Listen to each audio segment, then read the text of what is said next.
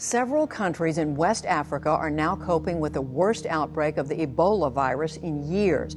Another troubling aspect, the disease has turned up in a wide area, from tropical forest to the capital of Conakry to the Liberian border. More than 60% of infected people so far have died. Ebola is a RNA virus that attacks the endothelial linings that maintain the integrity of your blood vessels. First, little microscopic holes through which bits of blood and fluids will leak, but eventually larger and larger holes until the individual begins to hemorrhage internally, and hemorrhaging blood through tears from the mouth, from the nose, all over the body, so that they become quite frightening to see. And individuals will get a high fever. They may get blood in the brain, which will lead to even more insane behavior, a kind of deranged look in their eyes, all of which contributes to a great deal of fear. On top of it all, the fluids contain virus, so they're highly, highly contagious to the touch. We've never seen this before. This, as MSF put it correctly, this is unprecedented.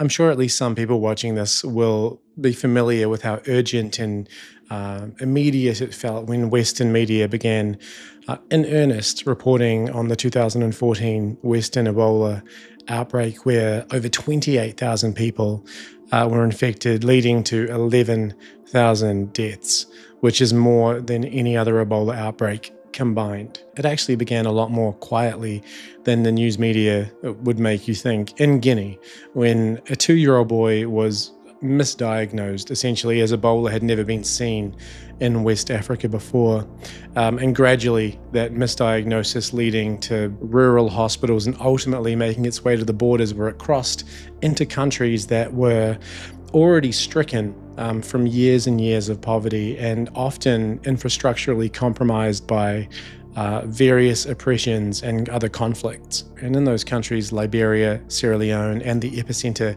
Guinea, the Ebola virus didn't just kill individuals or entire families, but dismantled entire healthcare systems, and with no approved treatment and vaccine, became uncontrollable and spread faster than any local authorities or frontline workers could hope to contain. In Sierra Leone, that line was held by a physician who was treating Ebola patients far before experimental drugs and far before international groups arrived. One of the greatest Ebola physicians in history, one of the greatest viral hemorrhagic doctors in history. This is a man who, on his own volition, stood in the middle of the deadliest outbreak of one of the scariest diseases known to man, and decided to fulfill his Hippocratic oath to preventing any disease he could and healing the people who needed healing. In Kigbal, a cluster of children on one side of the road. We soon discover why. She said she's sick. She has the sickness of a turnover. Her head is turning, so she's got a fever, presumably. That's what she said. Do you think it's Ebola? It is. Here, these women and their baby daughter and another man just down the road, and they're all believed to have the virus. They're just being left here, presumably to die. Across the road, the children wait. They think this side is safer. But some of them look feverish. So where are their parents? Could you ask the children to raise their hands if they've been orphaned?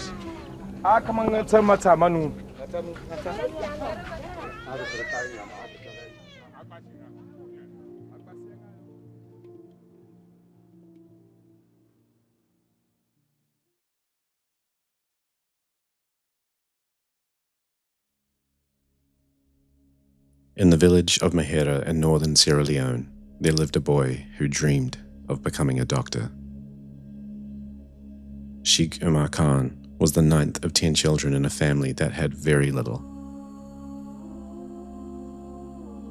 And it was as this young boy, playing in the streets of Mahera, that one day, young Sheik encountered something that would touch him profoundly and ultimately dictate the course of his life. A local physician named Dr. Kamara ran a clinic in his hometown. Watching the man work, watching him heal, planted a seed deep in Sheik's heart that would grow into something extraordinary. Sierra Leone in those days was a country torn apart. The 11-year civil war raged from 1991 to 2002, leaving devastation in its wake.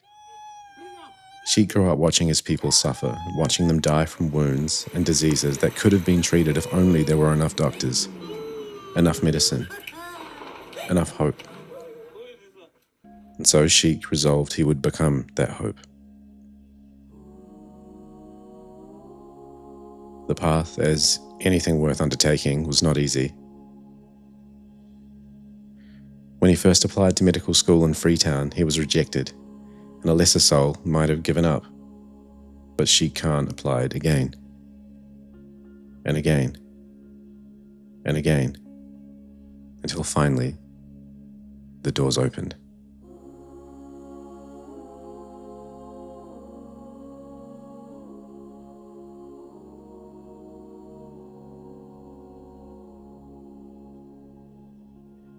At Sheik's graduation, his family couldn't afford to attend the ceremony in the capital. His father, too intimidated by the elite setting, listened proudly on the radio as Khan's name was called. And according to Khan's sister, when the dean announced Dr. Sheik Umar Khan, their father broke down in tears of joy. His son had done the impossible.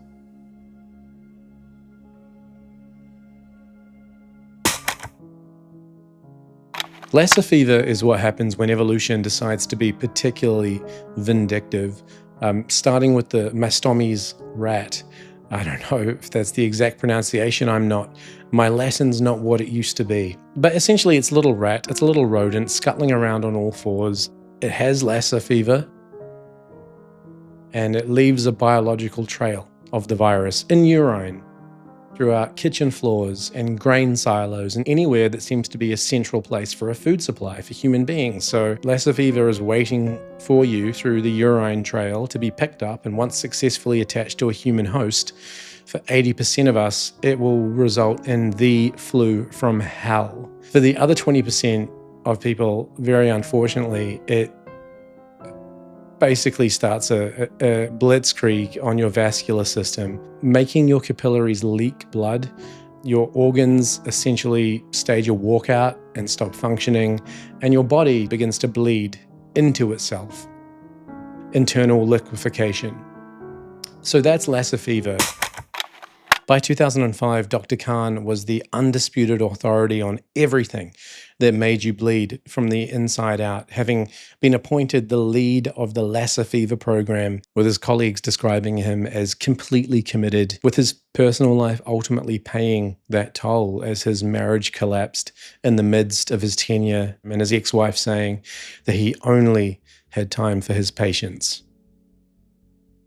So it would seem that Dr. Sheik Umar Khan had his hands full with being a clinician, but that was only one facet he used to influence medical outcomes when it came to viral hemorrhagic diseases, bringing together the World Health Organization, the CDC, Tulane University, and him standing in between this to form the Viral Hemorrhagic Consortium. And so when we think about the international experts from the CDC and the World Health Organization flying in for a few weeks at a time, doing their research and flying out, we can imagine Dr. Sheik Umar Khan as the central Leonean figure who stayed and was always present in these events. Almost 9 years after Dr. Sheik Umar Khan was hand-selected to lead the Lassa fever program research at Kenema Government Hospital, he was chosen once again, this time to fight a disease which had far more deadly ramifications for all of Africa and the world. In the spring of 2014, whispers began drifting across the border from Guinea. By May, it was confirmed. Ebola had arrived in Sierra Leone. The first known case was a traditional healer in the Calhoun district right along the Guinea border. She had fallen ill and died on May the 26th. As is custom, her body was washed by hand for burial. The mourners who touched her unknowingly carried the virus back to their villages, and just like that, a single funeral became the ignition point of one of the deadliest outbreaks in modern history. Khan was, at this time, Sierra Leone's only virologist, which is quite extraordinary in the worst way. A nation of 6 million people with one man specializing in the exact kind of disease that was about to tear the country apart. Because Ebola in 2014 had no vaccine. There was no cure. The best a doctor could really do, and I mean the absolute ceiling of medical intervention, was to isolate the dying, with Khan working 18-hour days sealed inside a suffocating protective suit in the tropical heat against an invisible enemy where you're one torn glove away from a death sentence. And people were dying around him. At least 22 staff members of Kenema's Ebola unit had contracted the virus and died, with 3 senior nurses on Khan's team dying in a single weekend. But Khan was fighting a second war, one against disbelief and suspicion, with large portions of the population refusing to accept that Ebola was real, and rumors spreading that the hospital was a front, and that the doctors were harvesting organs, that the whole thing was an elaborate ritual killing operation. Patients hearing this, terrified, sick, dying patients, fled the hospital and went back into their surrounding communities, which of course exacerbated the virus. By late July, Khan's nurses had had enough and went on strike, and you can't blame them, making a sum total of $23 a month hazard pay to every single day roll the dice against a virus that has a 60% mortality rate. Khan accepted and understood their anger, but decided himself not to join the strike and continued working day after day until finally Doctors Without Borders team relieved him. And when that turned out not to be enough, he finally transferred the last of his patients out of Kenema Government Hospital, which had become, in his grim assessment, a death trap. When reporters asked Khan if he was afraid, he said, "I am afraid for my life. Because I must say, I cherish my life." A small detail that I think says more about Dr. Sheik Umar Khan than any headline, even though I have plans and probably have, if you've clicked on this video, to use it as a clickbait headline. But when a patient survived and were cleared for discharge, Khan would embrace them in front of everyone, not because he had to, but because he knew what was waiting for them on the outside of those walls. Stigma and fear, suspicion, entire villages that would treat a survivor like a curse, and so he held them publicly in front of every watchful, suspicious eye to prove that this person truly was safe. By July, Dr. Khan had treated over 100 Ebola patients, with some sources estimating it was over 150 that he personally supervised. This was at a time when the Ebola mortality rate was anywhere between 50 and 70%. Other clinicians that were working alongside him on the front lines described quite unusually high survival rates and outcomes for his patients, attributing that, of course, to his very rare and specific depth of skill and knowledge when it came to viral hemorrhagic fevers, but as well as his meticulous discipline and sort of his commitment to upholding the highest standards of personal protective equipment, and just this very humane and calm demeanor under, what can only really be described as intense pressure under perpetual mortal danger. Not only is he widely credited with saving an abnormal amount of people who had contracted Ebola, but in slowing the spread into wider Sierra Leone itself, with the president of Sierra Leone hailing Khan as a national hero, as well as the nurses he worked alongside and medical students throughout both Kenema and the capital city in Freetown, who looked up to Dr. Khan as a role model, and his very presence on these wards instilling a sense of confidence to workers that were on the front lines of this Ebola outbreak. But of course, even the bravest of heroes are still human. After months of relentless work, relentless pressure, Dr. Khan started to feel unwell. At first, just equivocating his condition to the common cold, which is hardly surprising as he was working up to 18-hour shifts. But as a few days passed, his symptoms gradually worsened, and it was on the 22nd of July, 2014, where Dr. Sheik Umar Khan tested positive for Ebola. Sheik was taken a few hours away to the far eastern edge of Sierra Leone to a treatment centre run by Médecins Sans Frontières, or Doctors Without Borders. Once he arrived at the treatment centre, he was taken into a tented ward where he was cared for very diligently by an extremely experienced team who reported a cautious optimism as he was fully conscious, had all of his faculties, he was still strong, he was showing some signs of improvement, and the doctors that were treating him began to hope that there was a chance that he might pull through, as many of the patients that Dr. Khan himself had treated had.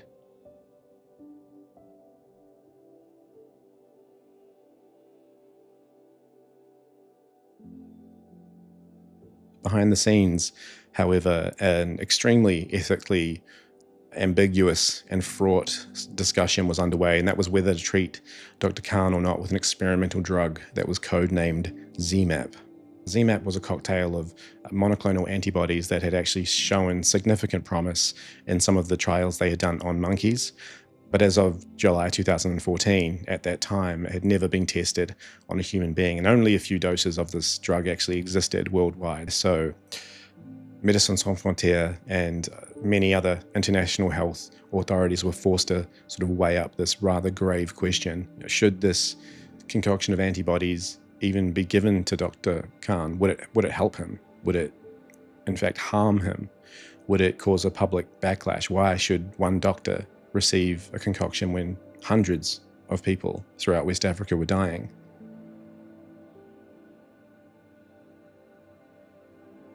On July the 23rd, which was a day after Dr. Khan's diagnosis was made public that he had contracted Ebola, 2 American aid workers who were working in Liberia for various Christian missionary relief groups also contracted Ebola. And so suddenly you have multiple potential recipients of a drug which has an extraordinarily short supply.